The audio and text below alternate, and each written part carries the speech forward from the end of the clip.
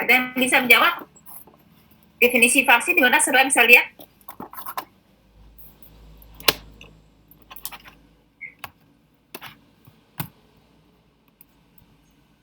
Jawab, Bu. Astrea, ada yang jawab? Izin menjawab, Bu. Ya, silakan. Siapa tuh? Reski Irfan, Bu. Reski, silakan Reski. Pengertian vaksin kan, Bu? Ya, di mana kita bisa lihat pengertian vaksin yang benar? Dilihat dari beberapa buku gitu, Bu. Beberapa buku. Jadi ada di terus ada dari modul-modul pembelajaran dari dosen-dosen dari universitas lain juga ada tadi dilihat juga, Bu. Nah, oke ya. Jadi walaupun dilihat dari modul, dari dosen yang lain itu, sebenarnya kita di mana kita mengacu untuk mengetahui definisi-definisi sesuatu, misalnya definisi obat, definisi sekian farmasi, definisi obat tradisional, definisi vaksinasi. Itu dari mana kita bisa biasanya lihat? Izin jawab, Bu. Siapa tuh? Nurul Fadila, Bu. Ya, dari mana Nurul? Dari Permenkes, Bu. Permenkes, betul ya. Catat nih. Dari Permenkesnya. Untuk ini di mana Permenkesnya berapa kita lihat? Nomor 42 tahun 2013, Bu. Oke. Yang kalau menurut ya, silakan di apa definisinya? Di Nurul Fadila ya. Oke, silakan Nurul. Vaksin adalah antigen berupa mikroorganisme yang sudah mati, masih hidup tapi dilemahkan, masih utuh atau bagaimana yang telah diolah berupa toksin mikroorganisme yang telah diolah menjadi toksoid. Protein rekombinan yang bila diberikan kepada seseorang akan menimbulkan kekebalan spesifik secara aktif terhadap penyakit infeksi tertentu. Betul ya. Nah, jadi kita mengacu ke peraturan. Kalau kita Permenkes ya, jadi kita ngacu ke sana. Jadi kita nggak, kalau dilihat dari berbagai buku, jadi mungkin berarti banyak ya ini diartikan, tapi kita mengambil sama dengan pada saat kita melihat senyawa kimia yang berkaitan dengan obat, kita mengacunya kepada kemana? Ada farmakope ya kan? Kita ngacunya kepada farmakope yang berkaitan dengan obat, tetapi yang berkaitan dengan definisi-definisi yang berkaitan dengan peraturan istilah-istilah itu kita lihat di Permenkes. Nah, sebenarnya yang disebutkan oleh Nurul Fadila itu sudah menjawab apa yang dijawab dari definisi tadi? Siapa yang bisa memahami dari definisi vaksin tadi? Silakan. Rizky, walaupun Ibu tetap bercatat karena sudah penjawab pertama. Silakan.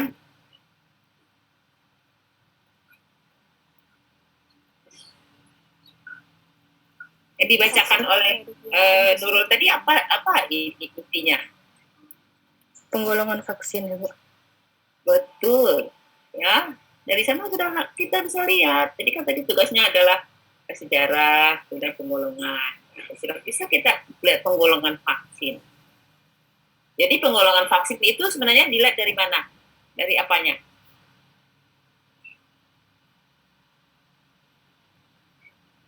Izin menjawab, Bu. Ya, silakan Tri. Untuk penggolongan vaksin itu bisa dilihat berdasarkan asal antigen sama sensitivitas terhadap suhunya, Bu. Berdasarkan asal antigen, sangat betul ya. Yang kedua, kalau kita lihat tadi, kita bisa menjawab. Bukan.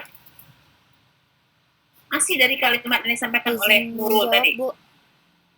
Kalau bisa mendengar baik-baik. Izin menjawab. Siapa mau meribut ini?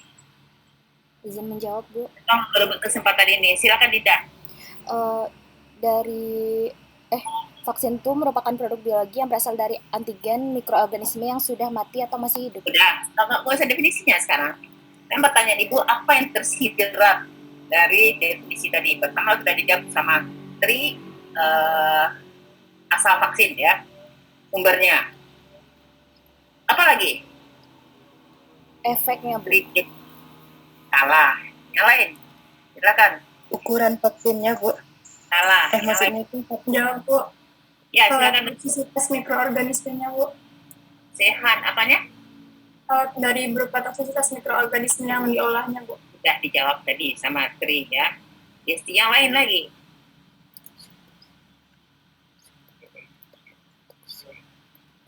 Sangat jelas ya, sangat jelas. Apa lagi? Izin menjawab, Bu. Siapa tuh? Putri. Silakan Putri. Mikroorganismenya masih hidup atau sudah mati? Nah, itu apa namanya? Apa namanya? Silakan lagi menjawab yang lain. Sehan. Ibu ingat saudara aktif ya. Tinggal kita tidak hanya Belum menjawab, Bu. siapa tuh? Reski, Bu. Rizky. Asal antigen. Silakan Rizky. Asal Ya, antigen. dari teman-teman saudara sama Trigesti sudah sabar asal antigen. Apa antigennya? Apa asalnya? Mikroorganisme. Apa asal sumber dari pembuatan dari bahan baku vaksin? izin jawab, Bu. Mikroorganisme, Bu. Ini silakan ini. Mikroorganisme, Bu. Mikroorganisme itu udah pasti. Mikroorganismenya apa? Izin Ayo jawab, Bu. rebut lagi. Ya, silakan Ilham. Jawab, Bu. Dari mikroorganisme yang dilemahkan dan yang dimatikan, Bu. Masih tidak tepat. Dia memang mikroorganisme, tapi apa? Izin Izin jawab, jawab, Bu. Izin Izin jawab, Bu. menjawab, Bu. Siapa yang duluan ini? Dari makhluk hidup, Bu. Salah. Izin jawab, Bu. Izin Dari jawab, Bu. virus, Bu. Virus. Satu lagi. Menjawab, Bu. Izin, Bu. Izin menjawab, Bu. Agni. Dari kuman, Bu. Mana satu orang umum sekali. Saudara anak farmasi Bu jawabnya dari kuman. Jawab, Bu. Ya, Trigesti. Dari virus dan bakteri, Bu. Jadi bahan dari pembuat vaksin itu dua sampai saat ini baru. Virus dan bakteri. Oke. Nah, setelah ada sumber bahannya, apa lagi yang tersirat dari definisi? Masih belum ada yang berhasil menjawab. Silakan. Sedikit lagi. Pengolahan. Izin menjawab, Bu. Keadaan dari asal antigen tadi, Bu. Salah, tidak kurang tepat. Ayo. Ada yang sangat hanya satu kata. Jadi toksoid. Satu kata aja. Izin Karena itu akan menjawab, kita bahas di bawah-bawah setelah ini. Sehan. dari mutu vaksin itu, Bu. Soalnya ada yang dilemahkan atau yang tinggi. Salah. Ayo. Ini udah kelas tinggi ya, udah semester tinggi, selalu harus bisa membaca dengan yang tersirat. Seseorang Dari yang tersurat itu ada tersirat tidak? atau berupa toksin itu setelah diolah Silakan. menjadi toksoid. Sedikit lagi. Hasil pengolahannya, Bu. Indah. Apa? Hasil pengolahannya, Bu. Hasil pengolahan. Menjadi Sedikit lagi, masih kurang tepat. Ibu ingin hanya satu kata aja. Ada satu kata, terus menjawab semuanya. Toksin, Bu. Hah? Toksin dirubah menjadi toksoid. Nah, ada toksin mungkin kata lain, tapi bukan itu Ibu maksud. Ayo, Nurul mau menambahkan karena saudara yang membaca tadi. Yang belum lagi, Feby. Yang bisa menjawab. Rahmat. Ayo. Bioteknologi. Kan. Nah, makanya kita harus mulai belajar membaca yang tersirat. Nyerah nih. Nyerah, nggak ada yang bisa menjawab. Metode pembuatan vaksin. Itu semuanya kan metodenya. Ada yang dilemahkan, ada yang rekombinan, ada yang ini, ada yang itu, ada itu. Metode pembuatan. Makanya bukannya satu kata aja, Pak, metode. Nah, jadi dia dengan ada ya metodenya dengan diambil seluruh bagiannya dilemahkan atau inactivated. Kenapa Ibu sangat ingin saudara tahu itu? Ini tercampur dengan vaksin corona atau COVID-19 sekarang itu dibuat berbagai macam. Sehingga saudara bisa membahas apa kelebihan dari Sinovac misalnya, apa kelebihan dari Pfizer, apa kelebihan kekurangan dari vaksin Moderna. Nah, itu semuanya ada di kalimat di definisi vaksin tadi. Oke ya, nah kita sampai ke di definisi saja kita sudah banyak bisa membahas banyak hal dari penggolongan. Nah, yang pertama kali kalau dilihat sejarahnya apa yang ditemukan? Vaksin apa yang pertama kali? Silakan. Vaksin cacar, Bu. Cacar air, Bu. Ya, jadi harus sebutkan nama dulu, baru ibu tunjuk, baru ibu menjawab ya. Ini anggap ini kuis. Nah, jadi kalau nggak dapat nilai. Ayah, Bu, izin Bu, nanti ayah. Jadi udah dijawab sama Sehan ya. Jadi vaksin cacar. Vaksin cacar itu tergolong mana? Dari bahannya.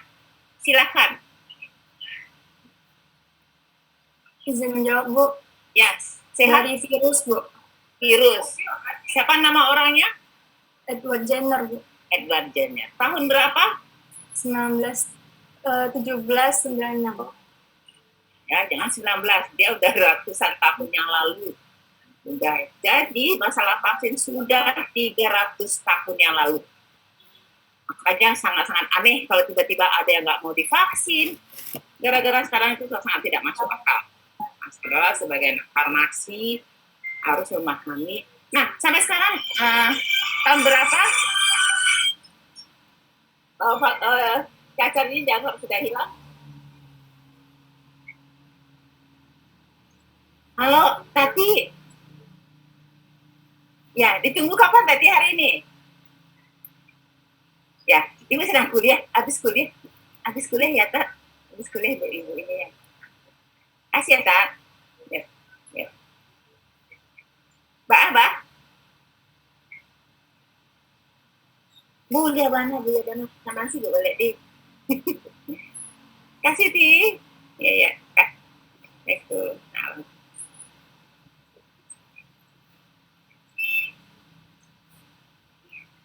Maaf ya Ibu, belum absensi ya, diingatkan.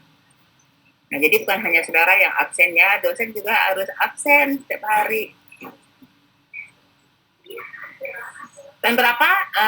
Nah, ternyata dengan vaksin itu penyakitnya hilang. Nah, cacar hilang tahun berapa? Perkirakan. Menjawab, Bu. Menjawab, Bu. Tahun 1980, Bu. 80 sudah nggak ada lagi diangkat cacar. Ilham tadi yang udah mau berebut dengan suaranya. Itu tahun berapa? Apa lagi yang penyakit yang hilang?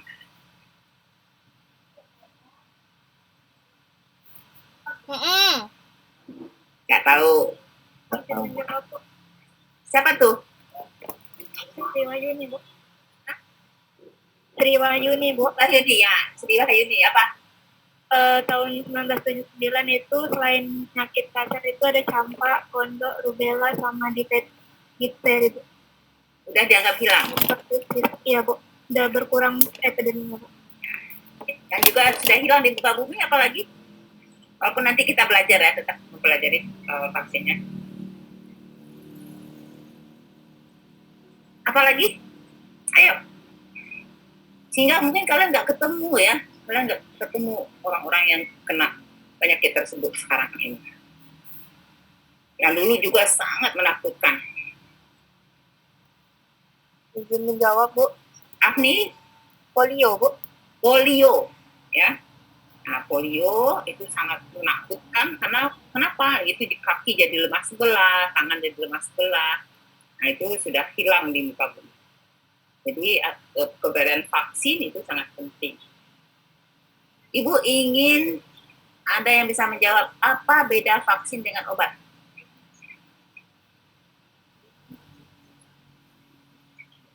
Ayo. Kenapa masih nggak tahu? Nah, farmasi semester 7, sudah semester 7 ya sekarang? Siapa tuh? Jawab, Bu. Rizky, silakan Rizky.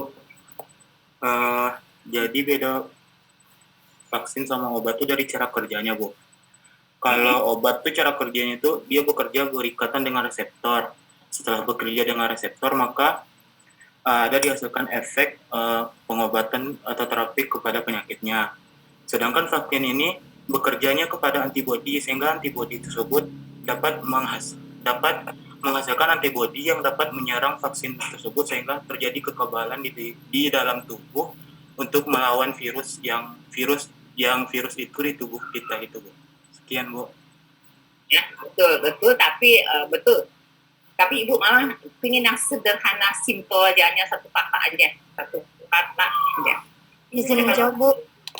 Putri, Rizky. Kalau vaksin bersifatnya lebih ke mencegah, Bu. Sedangkan kalau untuk obat dia mengobati. Betul ya, nah itu Ibu maksud. Satu preventif ya, satu patif. Satu untuk mengobati, satu lebih untuk pencegahan. Ya, jadi jangan sama pula kita pikirannya sama orang-orang awam. Kenapa vaksin seperti ini digunakan? Jadi dia tidak akan bereaksi seperti obat. Ya, dia tidak akan bereaksi seperti obat. Dia adalah cara kerjanya seperti disampaikan dengan Rizky, ya sangat beda dengan mekanisme kerja daripada obat. Kemudian, apa lagi tadi yang Ibu beri tugas sama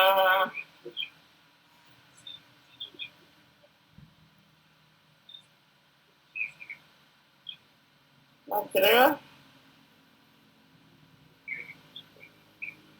selain apa namanya tadi? Bicara penggolongan Sistem penyimpanan. Siapa yang bisa menjawab bagaimana cara penyimpanan vaksin? Apakah sama dengan obat biasa? Silakan.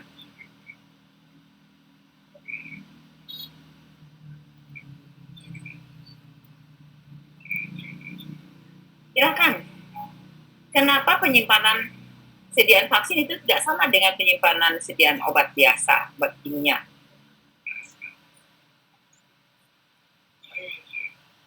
Gak ada yang bisa menjawab? Coba menjawab, Bu. Rizky lagi. Silakan Rizky. Mas Saudara, kenapa diam aja nih? Saudara yang lebih duluan tahu soalnya. Diam senyum aja. Nah, Rizky, silakan. Karena kan vaksin ini terdiri dari mikroorganisme, jadi setiap mikroorganisme Jangan berasal dari mikroorganisme. Mikroorganisme dia itu memiliki batas suhu untuk hidup masing-masing. Kalau tidak sesuai, vaksin tersebut akan rusak, Bu. Ya, betul ya, karena bahan bakunya adalah makhluk hidup, mikroorganisme. Dan ada juga yang dimatikan, ya kan? Nah, itu bedanya deh. Kalau dengan senyawa kimia itu relatif lebih stabil ya, sangat mudah bisa disimpan di suhu kamar, ya. Jadi suhunya biasanya vaksin disimpan di suhu yang gimana? Suhu rendah ya, minimal di dalam kulkas. Kalaupun tidak, ada yang di suhu yang lebih rendah lagi ya, dari minus 70 ya kan. Nah, kemudian Ibu akan bergerak ke tugas yang lain. Ada yang tahu tentang ini? Obat biosimilar. Nah, juga saya akan belajar tentang obat biosimilar. Nanti akan diberikan oleh Ibu Titin ya. Tapi akan kita bahas juga di kuliah perdana ini tentang pendahuluan yang berkaitan dari pengertian vaksin dan pengertian dari obat biosimilar. Nah, jadi sebenarnya judul mata kuliahnya harusnya dulu tuh biosimilar dan vaksin ya. Tapi jadi biomolekul yang lebih umum dibikin. Biosimilar lebih spesifik lagi. Apa dimaksud dengan obat-obat biosimilar? Silakan. Enggak, Bu. Azrael. Ya Bu, jadi obat biosimilar tuh produk obat biologis yang dibuat mirip dengan obat aslinya karena aslinya setelah habis masa pakai. Jadi obat biosimilar itu merupakan dari bahan biologis juga.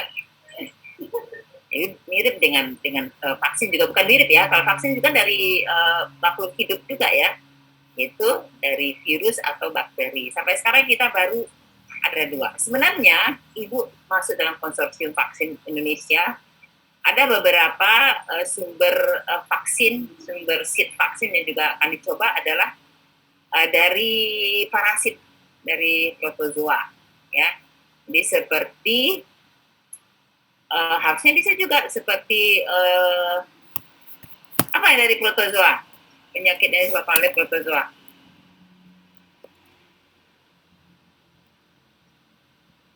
Kalau demam berdarah dari mana? Protozoa, Bu. Protozoa. Kenapa bisa protozoa demam berdarah? Protozoa atau virus?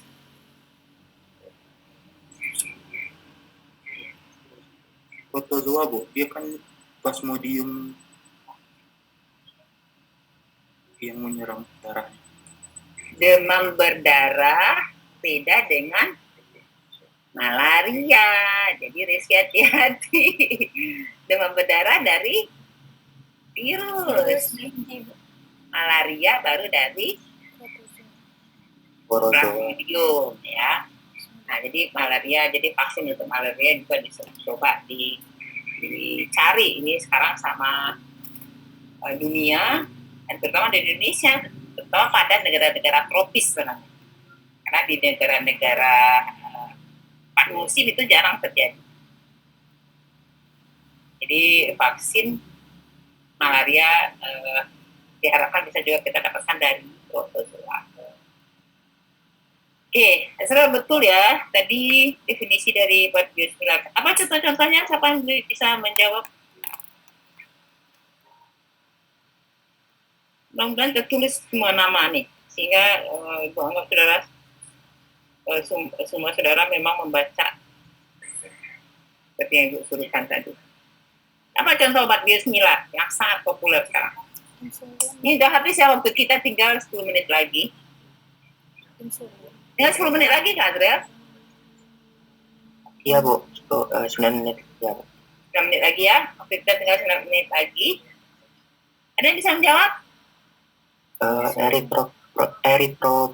Eritropoietin, satu. Yang lain? Insulin manusia. Insulin, yang lain? Albumin, Bu. Albumin. Ya, yang lain lagi? Interferon, Bu. Interferon. Ya, jadi semua yang sudah sebutkan akan kita bahas satu persatu di kuliah-kuliah selanjutnya. Ibu berbahagia sekarang ya, karena sudah membaca seperti yang Ibu tuliskan. Nah, berarti sudah terjawab ya perbedaan obat biosimilar dan obat biokimia, obat kimia. Sudah bisa kali ya? Sudah bisa menjawab ya obat biosimilar dengan obat biokimia, dengan obat kimia ya. Ada pertanyaan itu.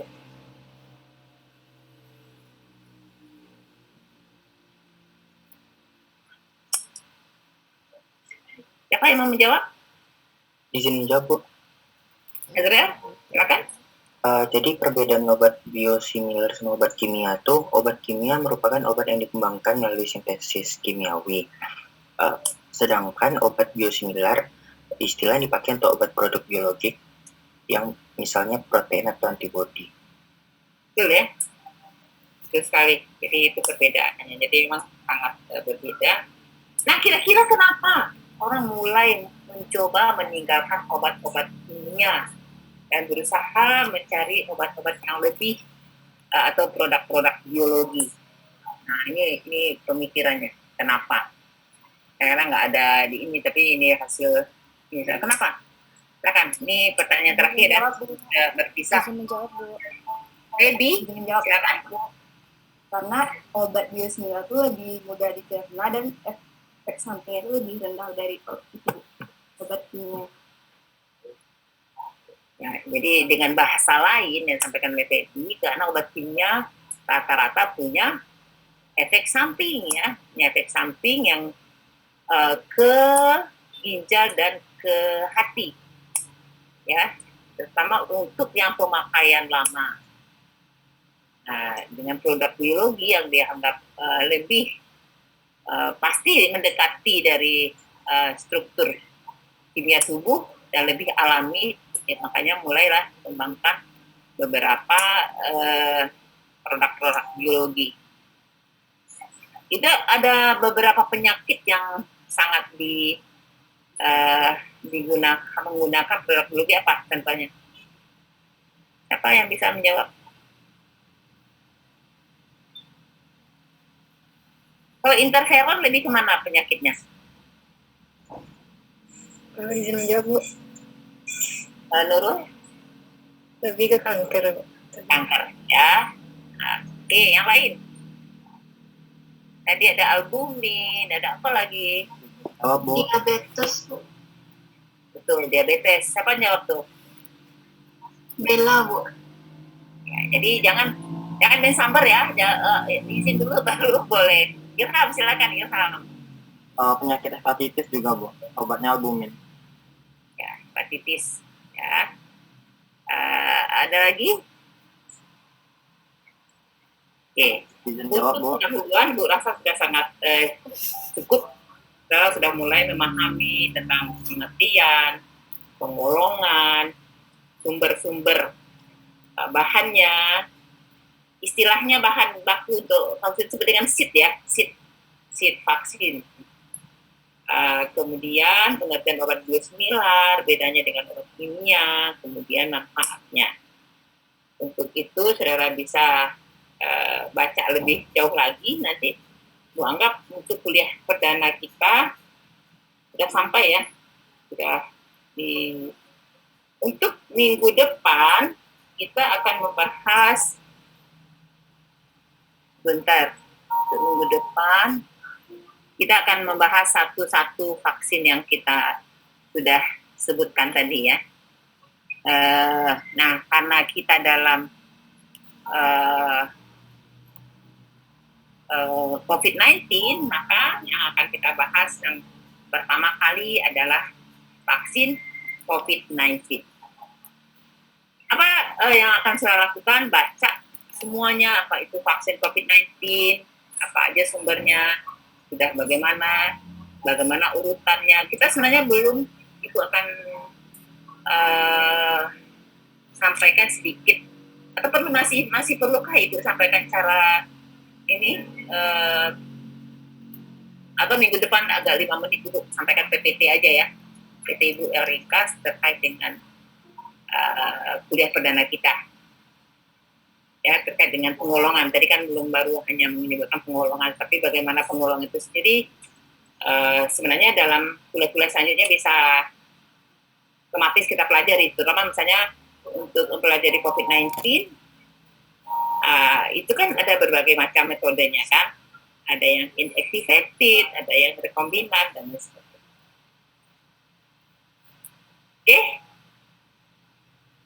rasa cukup kuliah kita hari ini. Silakan diambil fotonya. Siapa yang mengambil foto sebagai absensi ya? Sudah? Ya, Bu. Senyum terbaik ya, walaupun Bu nggak bisa senyum nih, kayak masker. Menandakan Ibu dalam kondisi sedang isoman. Nah, oke, baik. Jadi di-share di grup kita. Tetap sehat, tetap prokes, jaga kesehatan. Kita ketemu lagi insya Allah minggu depan. Terima kasih. Assalamualaikum warahmatullahi wabarakatuh. Waalaikumsalam warahmatullahi wabarakatuh. Ya, Ibu izin Terima kasih, Bu. ya. Terima kasih, Bu.